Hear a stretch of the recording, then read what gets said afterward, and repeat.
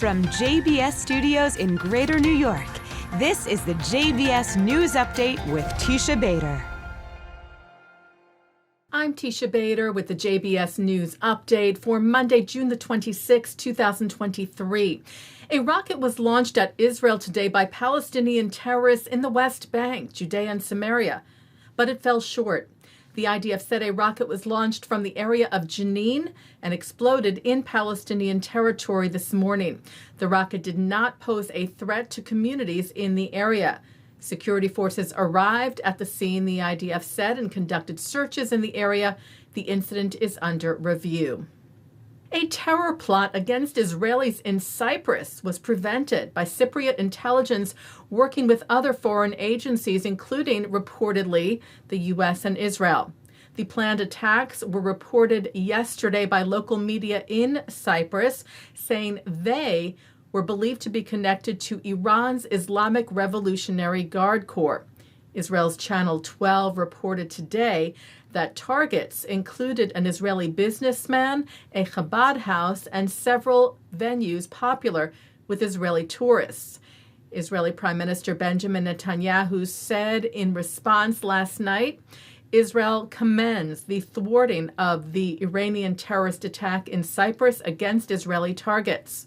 The state of Israel is using a wide range of methods everywhere in order to defend Jews and Israelis and will continue to act in order to uproot Iranian terrorism wherever it rears its head, including in Iran, the main fomenter of terrorism in the world.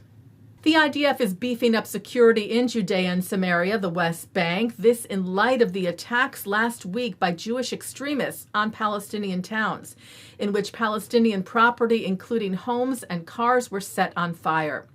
Those attacks followed the Palestinian terror attack in Eli, in which 4 Israelis were murdered. A joint statement by the heads of the IDF, Israel Police, and Israel's security agency, the Shin Bet, released Saturday, read, "In recent days, violent attacks have been carried out by Israelis in Judea and Samaria against innocent Palestinians. These attacks contradict every moral and Jewish value.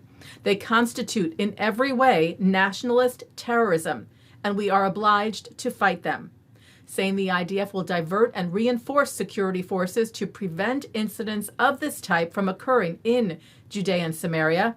And the Israel security forces will conduct an increased number of arrests, including administrative arrests, of the rioters who act in a violent and extreme manner inside the Palestinian towns.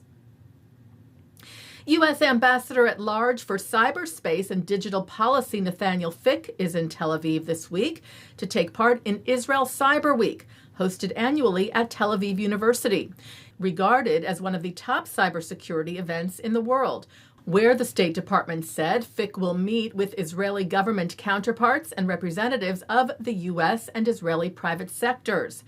And together with Deputy Assistant Secretary for International Cyberspace Security, Liesl Franz, will discuss U.S. efforts to implement an affirmative vision for a secure cyberspace by working with our allies and partners in the region to build a defensible, resilient, and rights-respecting digital ecosystem. Further saying, Ambassador Fick will also meet with Israeli government officials to discuss our two countries' technology and cybersecurity collaboration as we seek to promote peace and prosperity in the region.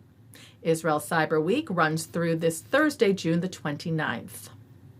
Well, Israel's Special Olympics athletes are coming back to the country victorious, with a total of 25 medals won at the Games being held this year in Berlin.